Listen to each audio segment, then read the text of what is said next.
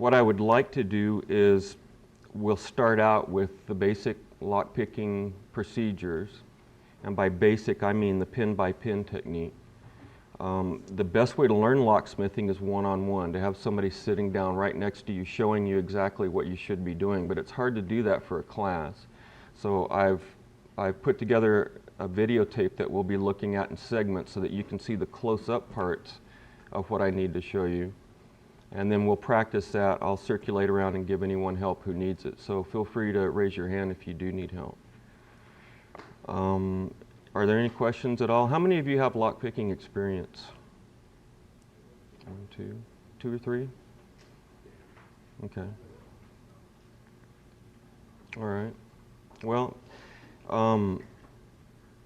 I've taught several thousand students, and what I've found during that time is that people who are new to locksmithing break down into about 3 different groups. There's always about 10% who just take to it like gangbusters. It's like they have some kind of genetic predisposition to opening locks. They open the course lock, then they open every lock in their house, and then they go over to their neighbors and they open all their locks. They're just great at it. There's another corresponding 10% that just really aren't that good.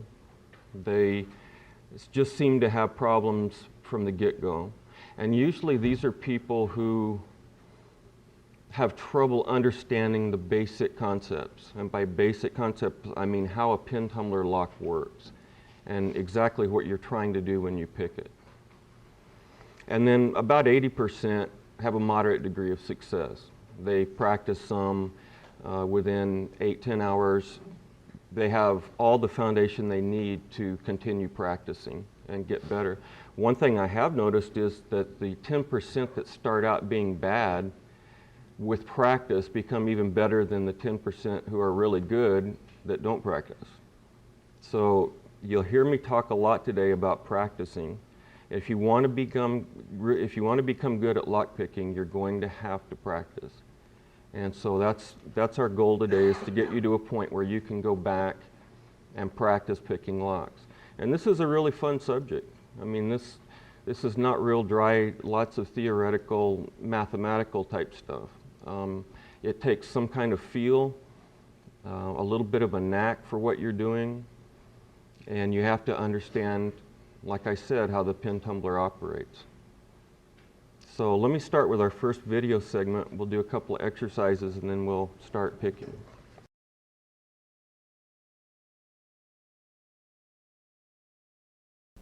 The 2 parts of a lock cylinder that are easiest to identify is the lock plug and the lock shell. The plug contains the keyway of the lock, and it's designed to rotate when the correct key is inserted. The shell of the lock extends around the plug.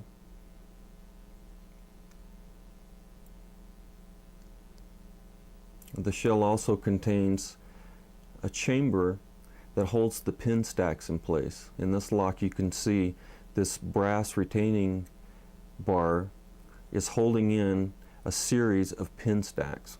We'll talk a little bit more about what pin stacks are in just a minute. If you look at the back of the plug, you'll see a tailpiece. And there are different kinds of tailpieces. We'll go into those in detail in the course. But it's just important to know that the tailpiece usually has 2 functions. One is to hold the lock plug into place. In this case, it's held in by these 2 screws. And then the other function is to unlock or to trip whatever security mechanism that the lock is designed to operate in. In this case, the tailpiece is a cam. As you turn the key, the cam rotates down, and in this specific type of mortise cylinder, the cam would activate a locking mechanism to unlock the door, to toggle the door either locked or unlocked. Here's another type of pin tumbler. This one has a different shaped shell than the last one. This is a Kwikset residential lock, and specifically for a dead latch. You'll notice that there are two holes for mounting the lock, and then the shell encases the lock plug, just like in the other lock we just saw. This tailpiece is different than in the mortise cylinder we just saw. It does not by itself hold in the lock plug. That's done by this spring clip. And instead of rotating in a vertical way, this lock turns the tailpiece horizontally. But again, the tailpiece just functions to contact whatever locking mechanism we have inside the lock. Very different appearing than the first one, but exactly the same type of lock. In this type, you can also see the chamber for the pin stacks very easily. In fact, this is a retainer cap that you can remove and replace, as opposed to the brass retainer we saw on the mortise cylinder. You can see more easily with this lock that there is a space on the lock shell designed to hold the pin stacks. You've probably noticed from looking at keys that each key has cuts in it, and these cuts are to varying depths. In some ways, you can think of the depths of these cuts as being the combination for a particular lock. We've talked about a pin stack, so let's define that now. A pin stack consists of a bottom pin, a top pin, and a spring. In this lock, there are 5 pin stacks. Now you'll notice from the key that this is the correct key because the bottom pins raise to the same height when this key is inserted. The bottom pins are the pins that you'll find in the plug. When the key correctly raises the bottom pins to this height, then the lock plug can rotate, and it rotates based on the gap between these pins.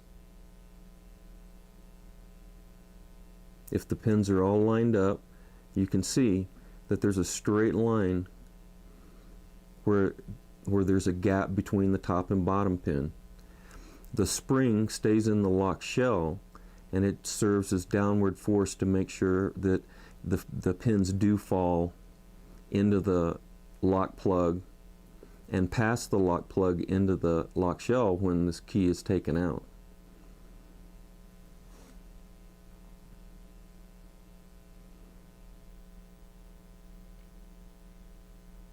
To better understand how all this works together, we're going to use this lock cylinder, which is very similar to the ones that we looked at before, except that this cylinder has been cut away so that you can actually see how the plug and the pins interact. We're going to clamp this in a vise and get a closer look, and that should really lock in for you how the pin tumbler operates and exactly what the function of the pin stacks is.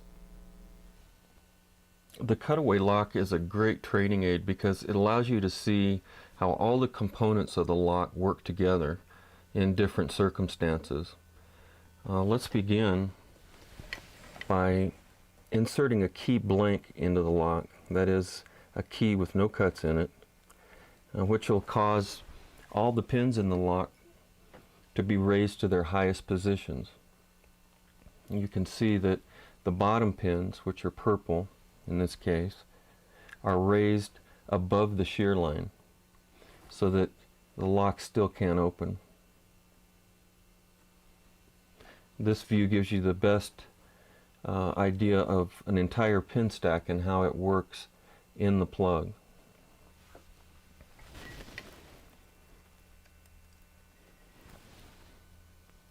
Now let's take a look at how the lock is with the correct key inserted.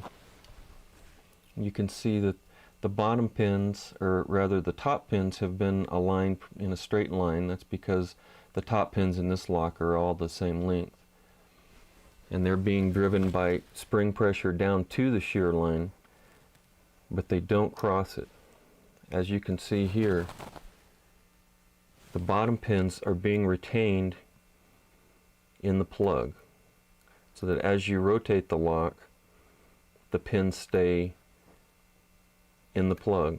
That's one reason that you can't remove a key from a lock once you've turned it.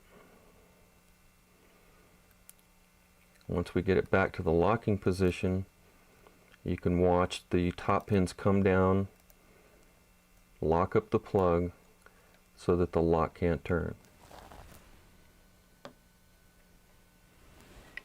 One final condition is when the incorrect key is inserted into the lock.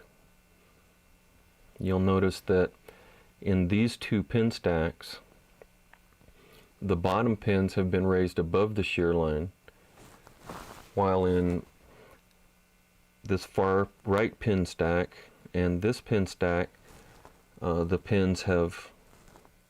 top pins have been driven into the plug. So unless the key is cut to the exact combination that will raise them to the right height, so that the gap between the plugs, or the gap between the pins, is aligned with the top of the plug, can the lock open.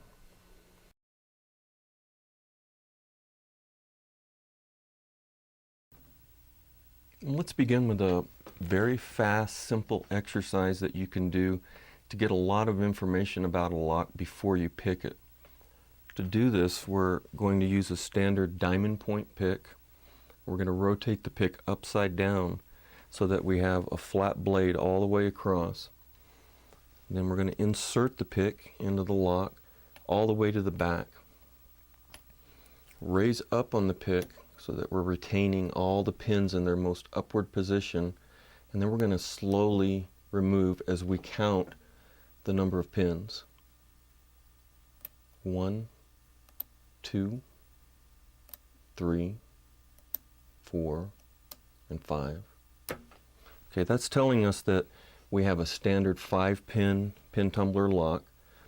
It's also telling us that all the pin stacks inside the lock are working fine. That is, there's no broken springs or no jammed pins.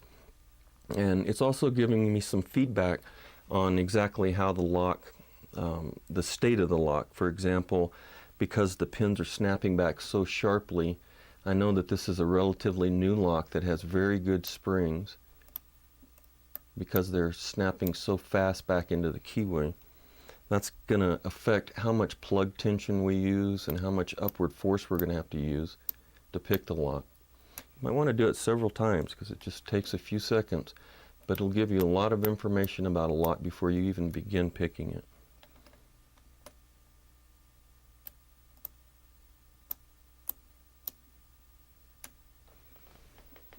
The next thing we're going to address is plug tension. It's impossible to pick a lock unless you apply the correct tension to it. And actually, it's torque, but in the industry, it's commonly referred to as tension that we apply to the plug of the lock. One of the most important factors is exactly how much force we use. The tension wrench is inserted into the keyway of the lock and turned. Usually you want to keep your finger at the furthest point down on the pick as you possibly can. That'll give you just a more uniform amount of tension. And you can use this wrench to turn turn the plug either counterclockwise, like we're doing right now, or clockwise by just reinserting it on the other side and putting tension that way. It's impossible to pick a lock without tension on the plug. You'll just have to learn by experience how much to use to pick a lock. One way that is very good for testing how much tension to use is go back to our quick exercise, insert the pick to the very back, raise up on all the pins, and then apply some tension to the plug.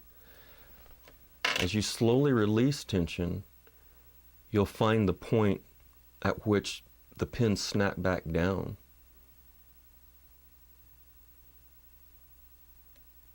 Right there. you want to apply just enough tension to create a binding effect on the pins. That is, the plug is turning just enough to bind those pins, but not so much that it's going to make it hard to pick. The more tension you have, the more resistance you'll have to the pick, insofar as how much force it requires upward to pick the pin. Let's do that one more time. Lots of tension now. We'll slowly release it, trying to feel for just the right amount that we'll have to use while picking. That's it right there. You'll notice just it's almost no force at all required. You need to do this several times too before you pick a lock. It'll, in the long run, save you a lot of time.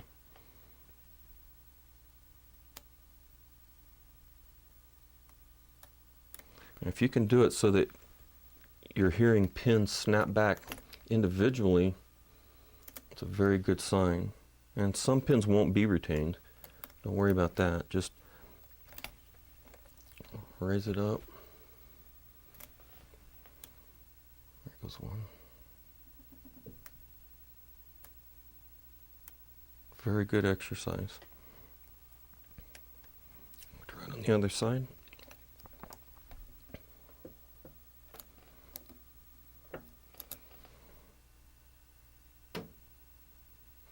Now you'll notice that doing it, rotating the plug here counterclockwise, we're not catching as many pins. In fact, we're not catching any at all in this example. There goes one. But doing this backward and forward, it appears that the easiest way to pick this lock is going to be using the wrench in a counterclockwise direction, because we could hear many more pins being retained and then dropping back down. That's telling us that the easiest way to pick this lock is going to be in the clockwise direction. Now in the field, you will normally have to pick a lock so that the top of the plug of the lock rotates toward the door jamb or toward the door latch. In this case though, we're going to apply counterclockwise force. It's also possible to pick a lock in the wrong direction so that it doesn't unlock a lock, but then also spin it back around to the right direction using a tool called a plug spinner. Very common locksmithing tool that allows you to pick a lock in any direction that you want and then to spin it so that it'll be in the right orientation to unlock the lock.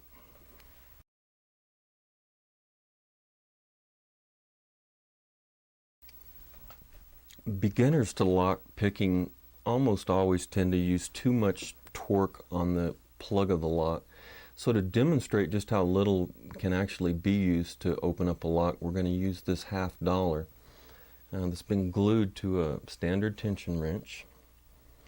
We're going to insert that into the keyway of the lock and see if we can open it just using the weight of this $1/2 to open the lock.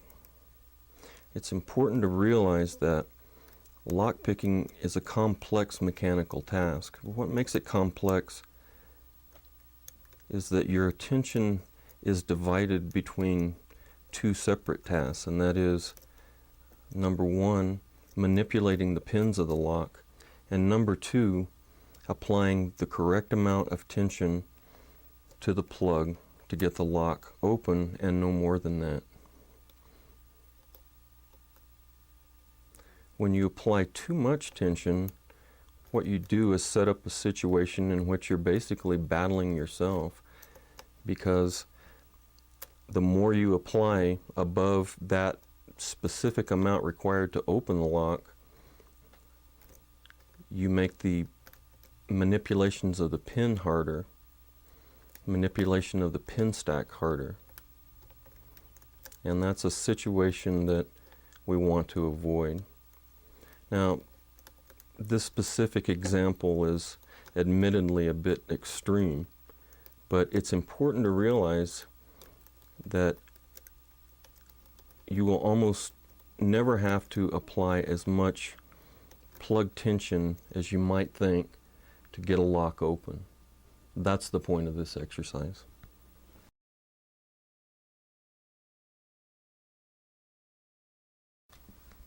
Wrenches come in a variety of shapes and sizes.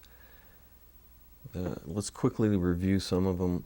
The ones that we've been using up to now are just made of spring steel, bent into an L shape, and then bent along the other axis so that your finger will contact the blade in a flat way so that the wrench itself provides some spring force.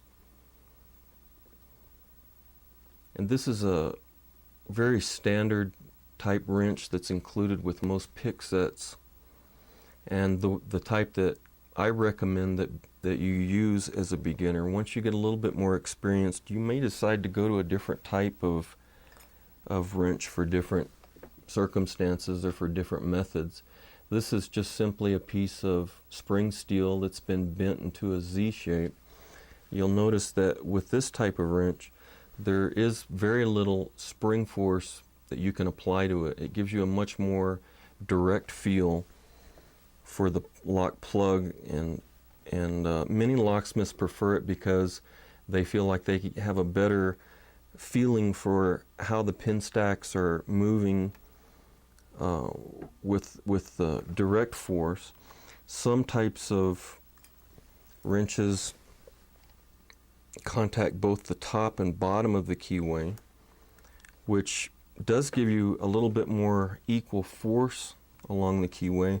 But one reason I don't like these wrenches is because as you're picking, especially when you're using the raking technique and some of the other techniques we're going to discuss here shortly, is that as you're coming out of the keyway, you'll often tend to dislodge the pick or the wrench with the pick. That can be especially frustrating if you're very close to getting a lock open, and at the very last second you lose spring pressure or wrench pressure because you've dislodged the pick itself. However, it all boils down to personal preference and what works for you. Many locksmiths do prefer this type of wrench. This, for example, is one that is imported from England. It's made out of spring steel and it's adjustable. It can be configured so that it fits a keyway very snugly. Because it's flat at the top and bottom, there's less likelihood of snagging the wrench and dislodging it as you're picking, but it still happens if you're going to use the type of wrench that contacts the top and bottom of the keyway. However, over time, everyone tends to come up with techniques that work better for them. It's, as I said, a matter of personal preference. But I would recommend that you start with the simplest type of wrench, which is the L-shaped type that comes with your pick kit. Once you get a little bit more proficient at picking, you can experiment with some of the other techniques and find the wrench that works the best for you.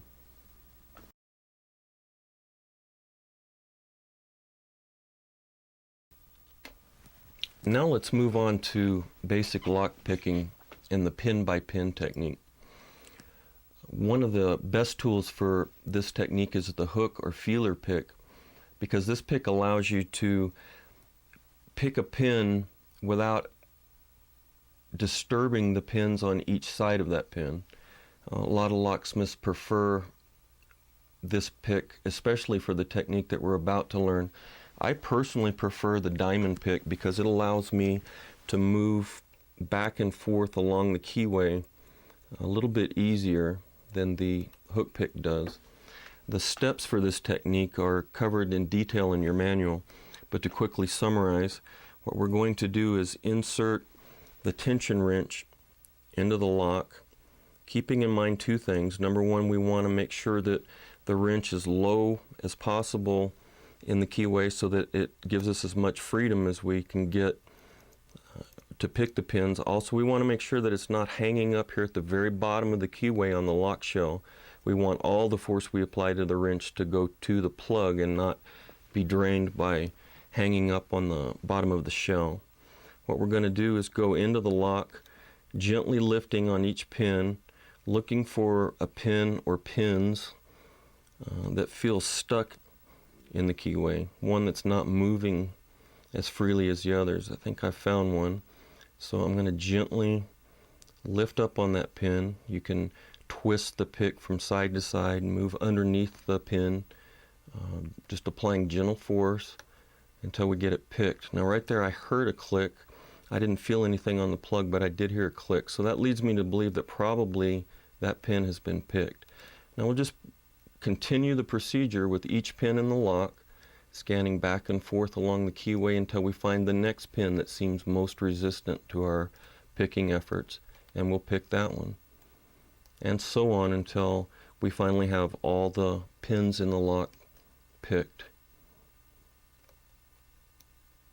One thing that you can do with this technique is overpick a pin, which means that you've raised the bottom pin above the shear line. Once that's happened, the only thing you can do is release tension and start over again.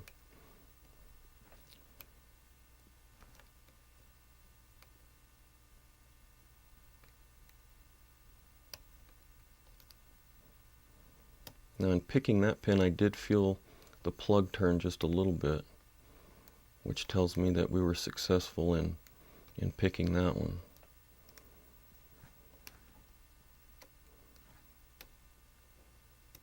Don't spend a lot of time on one pin. Make sure that you keep scanning back and forth beneath the pins with your pick, looking for the one that has now become the hardest to lift. I suspect that in this attempt I may have overpicked one of the pin stacks. So we're going to reset, just take tension off the plug, start over again. That one's picked because I heard it and also felt it through the wrench.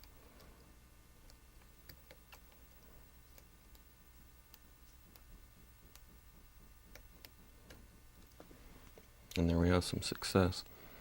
Let's try it one more time. The important thing about this technique is that it's the only technique we'll cover that gives you direct sensory feedback on what a pin stack feels like once it's been picked, and that's very important to building your information base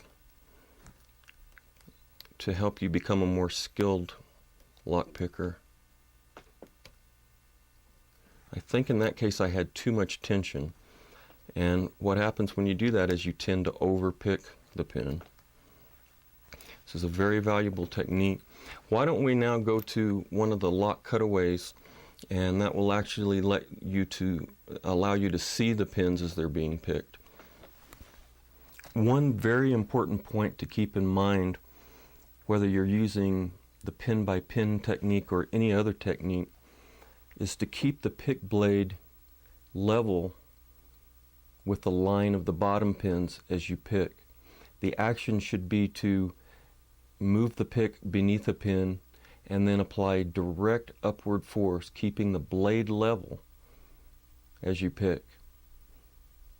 There is a tendency in lock picking to tilt the blade as you pick, and as you can see with this particular lock, if you tilt the blade too much, you will overpick pins. Once a pin has been overpicked, there's nothing you can do from that point on to pick the lock.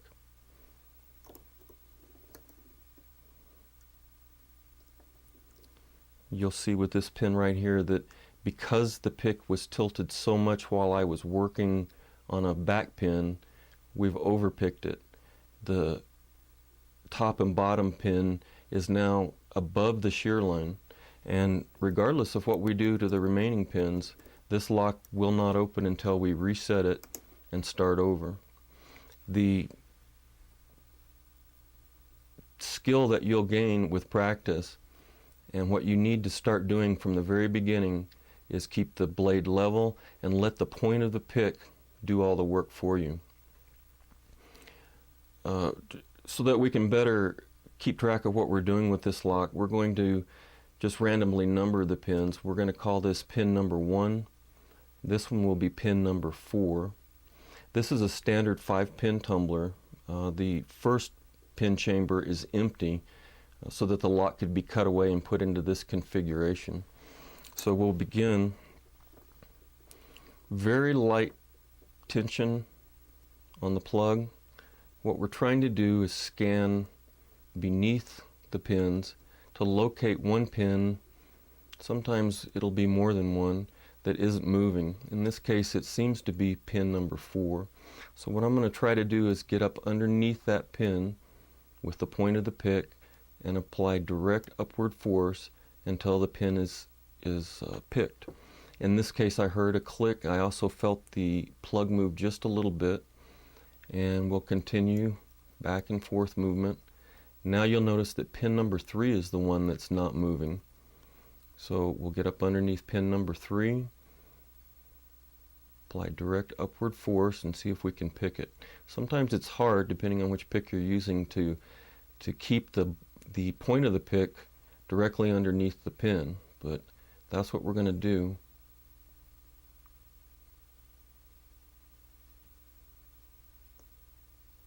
Felt a little click there.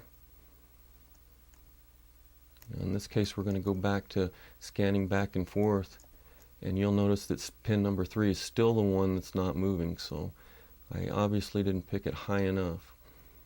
I'm going to get the pick back into place, apply upward force.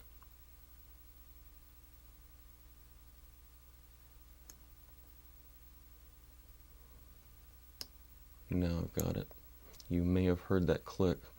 Continue scanning back and forth. Now pin number 2 is the one that is unyielding. Get up underneath it.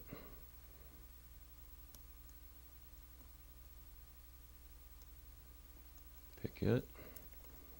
And of course the only one we'll have left now is number 1. But number 1 is still floating freely, so that tells me that I still haven't done the right job on pin number 2.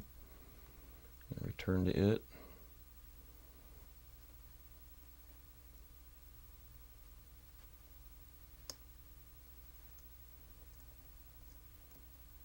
Now the only pin in the entire lock that won't move is number 1.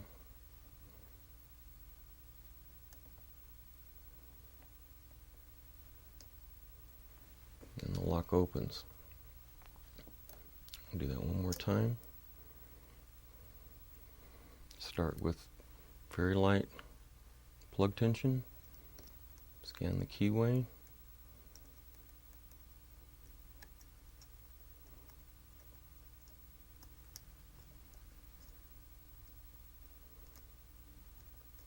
Find pin number 4, it's picked. Scanning again. Now number 3 is not moving.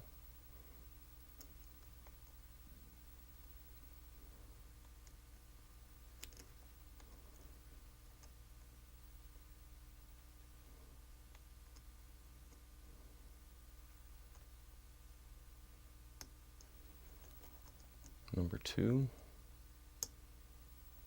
And number 1.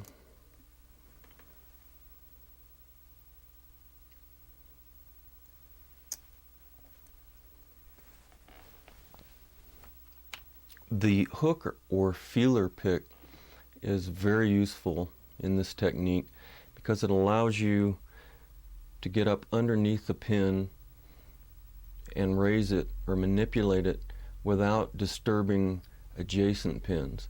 The feeler pick doesn't slide under the keyway as well as other picks, but it's extremely useful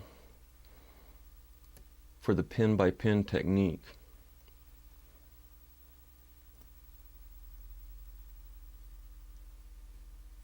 Many locksmiths tend to find one pick shape and to use it for most of their picking.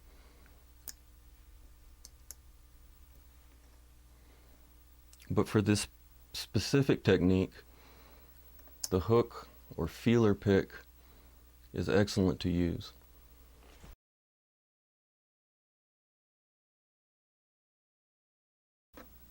Let's begin your training in advanced lockpicking with a technique that's known as scrubbing. You can use a variety of different picks to perform this technique. Some of the most popular are the half round pick,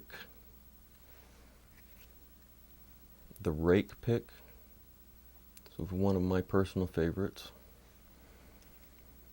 all the different varieties of wave-shaped picks, the double ball pick, and of course the diamond, technically the half diamond pick. As I said earlier, this pick tends to be the widest used pick in the locksmithing industry. As you gain more experience, you'll come to rely on a specific pick shape for the majority of your lock picking, and I think it's safe to say that among people who pick locks professionally, this is the most common and widely used pick. To scrub a lock, we'll begin as usual with inserting the tension wrench. With the scrubbing technique, we want to begin with very light spring pressure that will increase gradually as we continue with the process. Likewise with the pick, we want to start with very light upward force on the pick, and then we'll increase that as we go along. We start by just simply moving the pick back and forth along the keyway beneath the bottom pins, and we'll gradually increase the pressure as we go along, not trying to focus on any individual pin, but just focusing on a smooth action of all the pins in the lock. If you happen to feel one that's particularly stuck, it's fine to stop, pick that pin individually, and then proceed on with the scrubbing technique.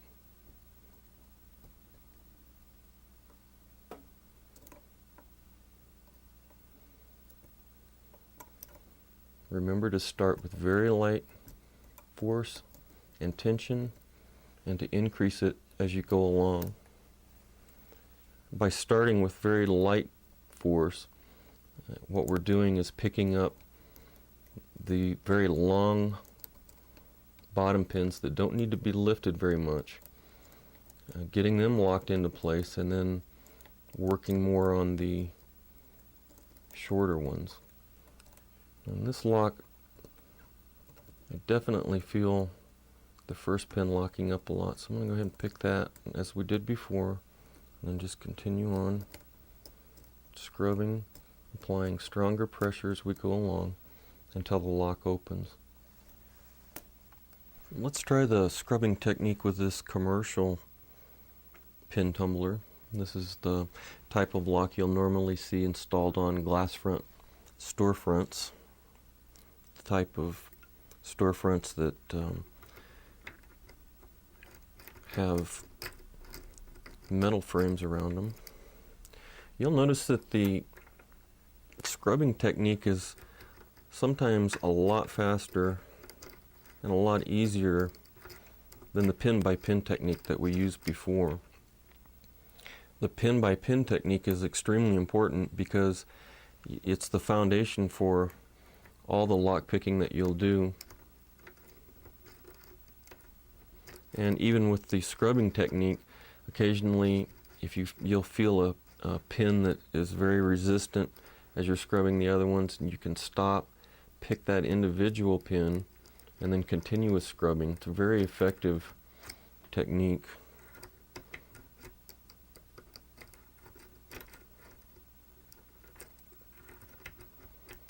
It's very common with scrubbing to overpick pins. So after you try for a few minutes, if you don't have any success, release tension and try again. Starting very light and getting progressively heavier as you go with more force.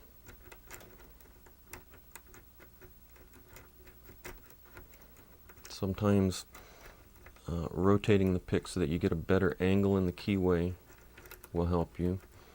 And a lot of times it's more effective to scrub in both directions. It's easier to just scrub as you remove the pick, but a lot of times it's important to contact the pin with the forward stroke of your pick too.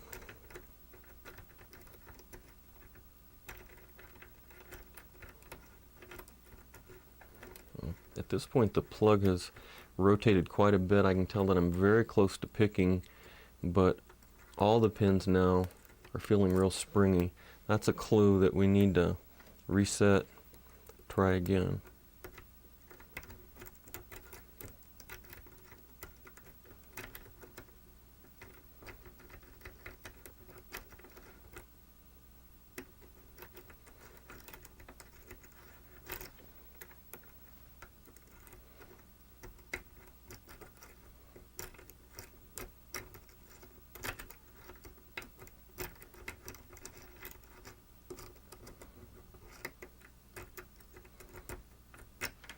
A lot of times when you have trouble scrubbing a lock, it's because you're not making contact with the very first pin in the lock. It's real easy to avoid contacting that pin as you scrub because you're not bringing the pick all the way out. As you begin scrubbing, if you end up entirely removing the pick, that's fine. Just keep the tension and continue scrubbing as you normally would. But make a focused effort to contact all 5 pins as you're scrubbing. A very effective technique, often much faster, much easier than the pin by pin technique. Returning now to our cutaway lock so that you can see how the pins look as they're being picked with scrubbing.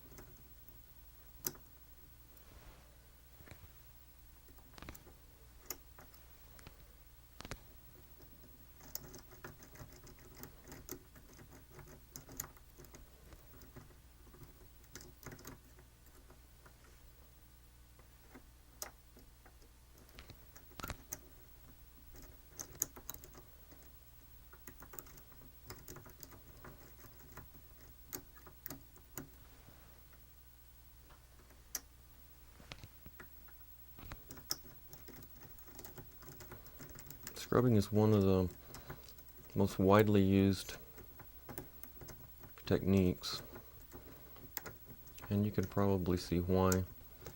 You'll notice right there that we overpicked this one pin, this first pin, but because we're keeping lighter spring tension on the lock, lighter torque, it went ahead and unpicked itself, same as this situation right here. This is another reason for using the lightest possible tension on the wrench that you can.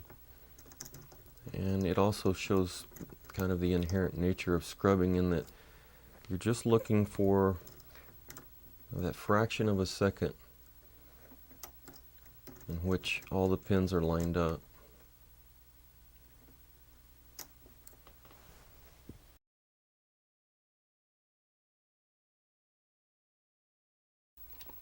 One of the fastest techniques for opening a lock is called the raking technique, and it's so named because it's usually performed with a rake pick.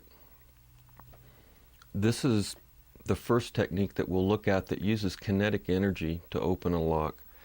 And by that I mean that when the tines of this rake contact all the bottom pins of the lock as it's quickly removed from the keyway, the energy from the pick will be transferred through the bottom pin to the top pin, which will, for just momentarily, fly away from the bottom pin. And that is that the top and bottom pins will be separated for just a fraction of a second. One of the most important things with the raking technique is to use extremely light plug tension. And the key to this technique is finding the line that you're going to follow going out of the lock with the pick. You're going to have to make sure that you hit all pins equally as you quickly remove the pick from the keyway.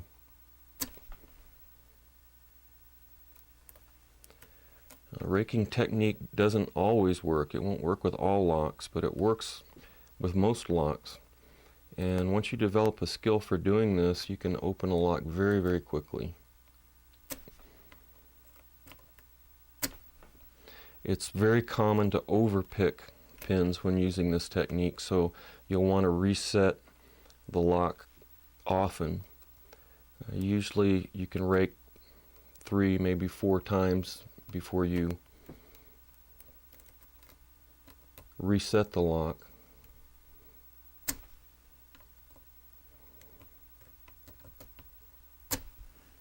And a lot of times I'll go in and rake a lock once or twice just to get most of the pins picked. You can then come back in later with the half diamond or another pick to finish off the job with some especially stubborn pins.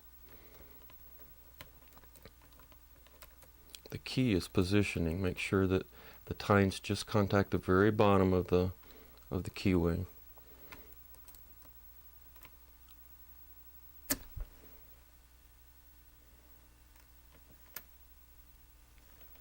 My personal favorite method for opening a lock is the raking technique. Even though it's possible to open a lock in just a fraction of a second using this technique, it's important to realize that there are a lot of variables that have to be tightly controlled during that fraction of a second. One of the first is plug tension. You need to position the wrench so that it is not binding against the very bottom of the keyway, against the lock shell. And also the profile of the wrench has to be kept really low so that you can have completely unrestricted access inside the keyway.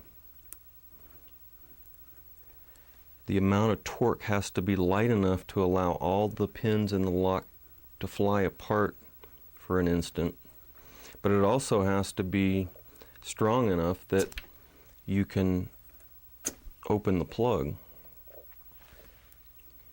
When you think about it, it sometimes seems like it would be an impossibility, but it's a very efficient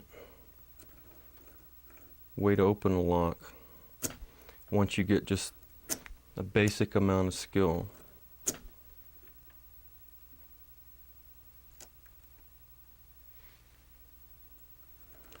Of course, it happens so fast that you can't see it even with this clear lock. And it's very, very common to overpick pins while you're doing this. But because it is so fast, it's one of the techniques that I use first when I attack a lock.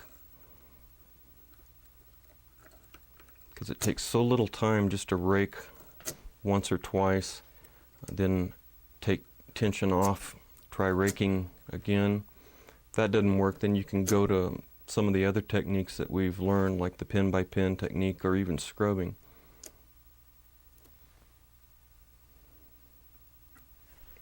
A technique that requires some practice to get everything right so that the pick is held completely level.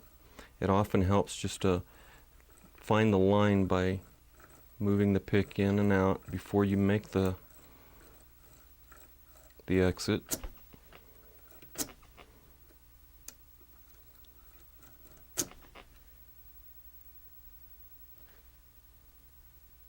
And with practice, this can become one of the most valuable techniques there is for opening locks. Did you get it? Good. This pick set, for some reason, HPC doesn't make a true rake like the one I showed you. But a lot of locksmiths just use the diamond too. One of the most successful locksmiths I know only carries 2 tools, and that's a medium-sized tension wrench and a diamond pit.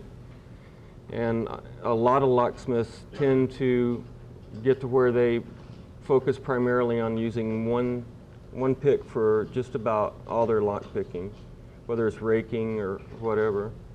So you can try it with the diamond. There's also this one, doesn't have a handle, but it's a 2-pointed rake. And let's see, also I think this snake pick, this one that has kind of a wave shape on it, would also work. But I would tend to use the diamond point, see if that works. And the key is just hitting it at exactly the right spot with just the exact right amount of plug tension. You don't want to hit it real high up on the pin. You want it just to barely graze the bottom of the pins. Just apply enough force to get the top pin to pop up.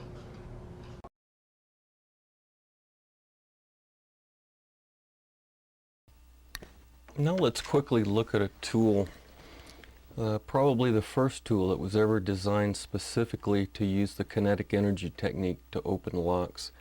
And this is called a pick gun.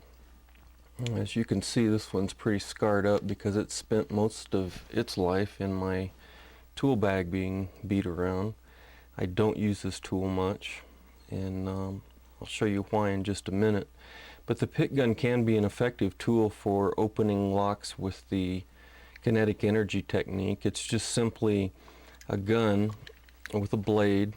Every time you pull the trigger, the blade rises up once sharply to apply a blow on the bottom pins. This gun also has a wheel that you can turn to adjust the tension, increase or decrease the tension. For the most part, I keep it on the minimum. Well, let's just quickly look at how the gun works in actual practice.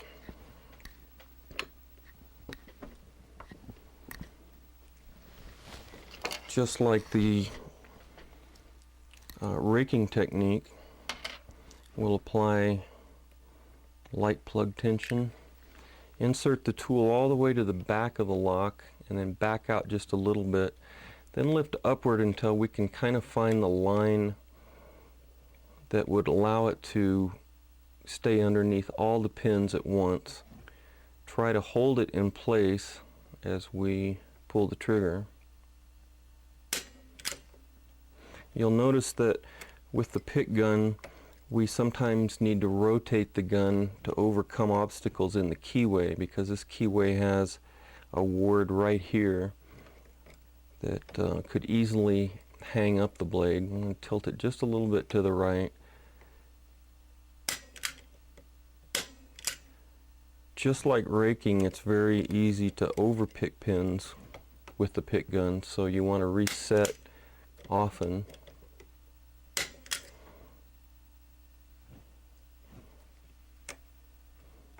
The invention of this tool is credited to the magician Harry Houdini.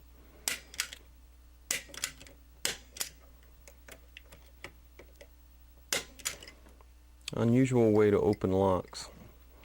There is, however, an even more effective tool that we'll look at next.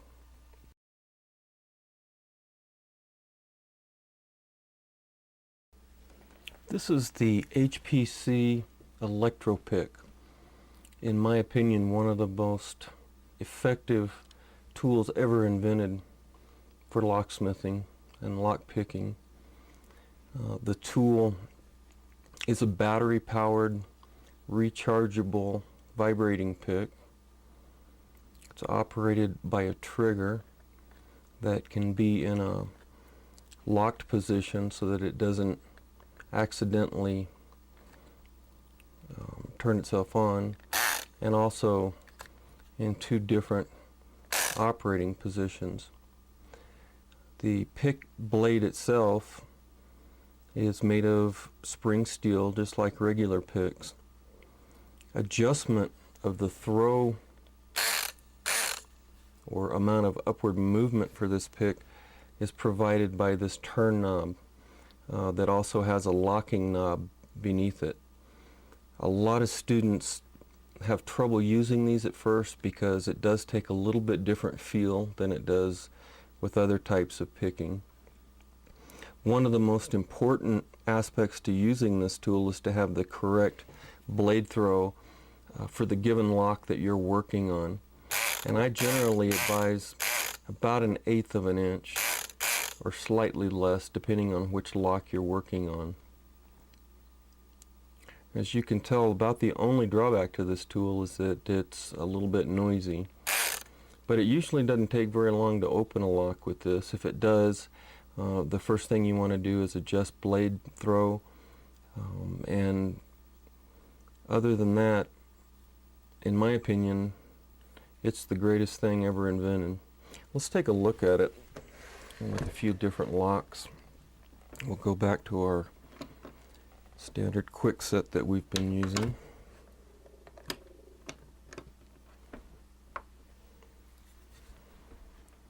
That's with all the kinetic energy techniques. Very important to use very light plug tension.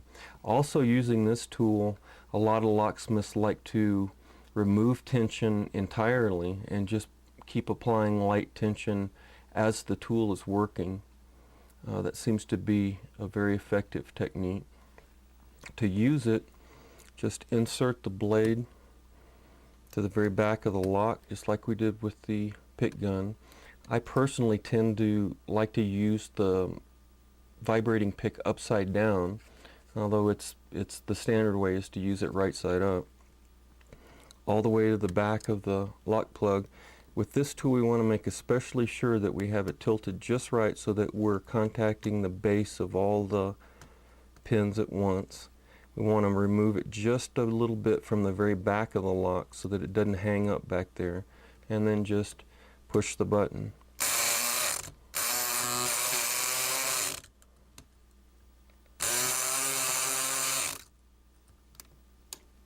Very easy to overpick pins with this tool.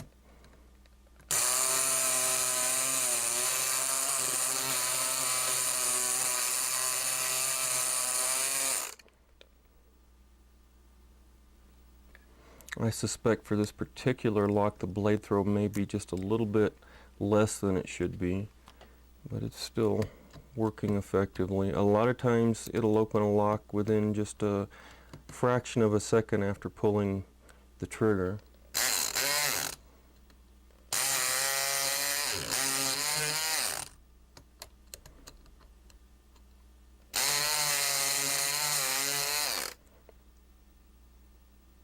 You'll notice when the tool is in a position where the blade can't move, you'll get a little bit different sound, and you want to try to become aware of that sound so that you'll know that the blade's not reaching full movement. Here's what it sounds like when it's trapped.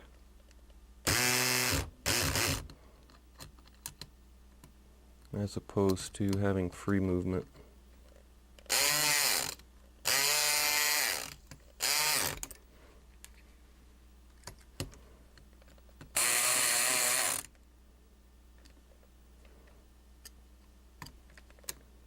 Just an excellent tool that'll overcome many locks that you'll find are too stubborn to be picked.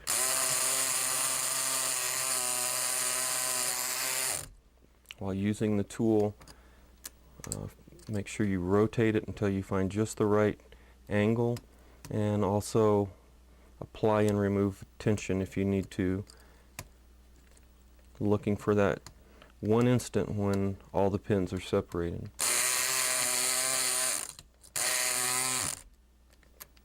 Let's try some other locks.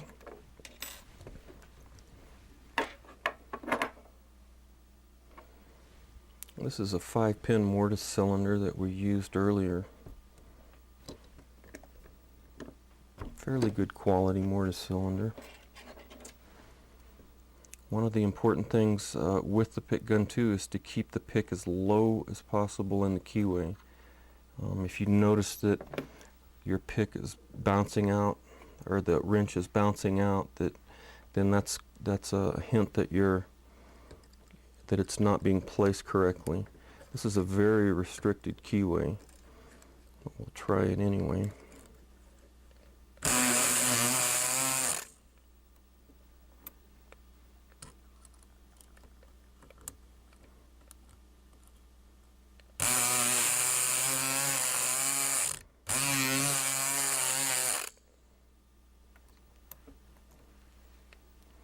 And then let's try,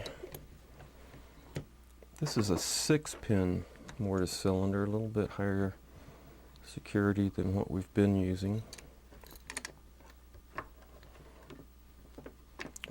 This one's very common in commercial applications.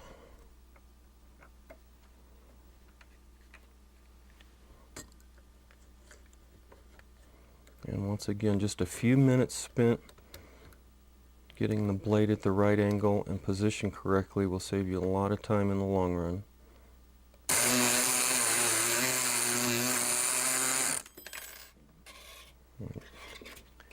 That's what I mean about the wrench popping out. Try it one more time.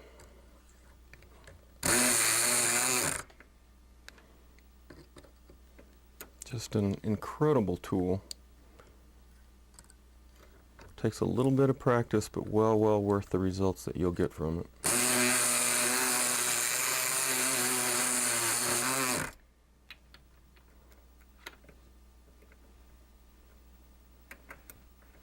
It's really effective if you rotate the pick in the keyway as you're picking, because usually the reason it doesn't work is because the blade's not getting enough energy to the base of the pins.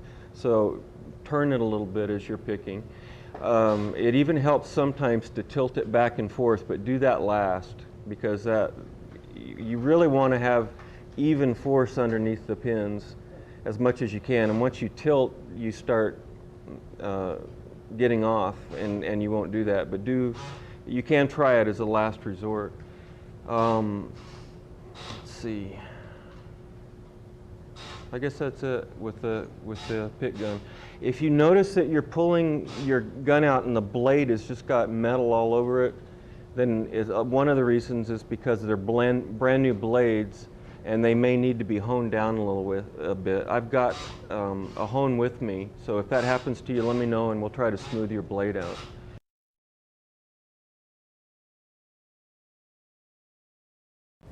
With wrapping, what you do is there's a piece of metal in here that goes into the groove of the shackle, and that piece of metal is called the locking dog.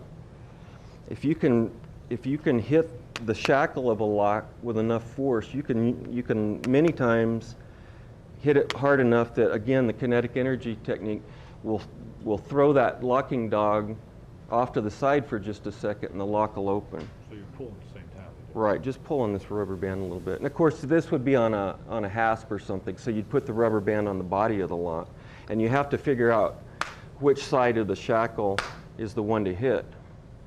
But that's all it takes. So you know which one it is? Is there a way to know which side it is on? No, it's just trial and error. Sometimes you can pull the shackle out and look down in there and see that, you know, one side has a groove in it and the other doesn't. But in general, that's all it takes. And the nice thing is it doesn't damage the lock at all. Now with padlocks, you want to make sure that you hit the shackle and not the body, because they'll dent real easily.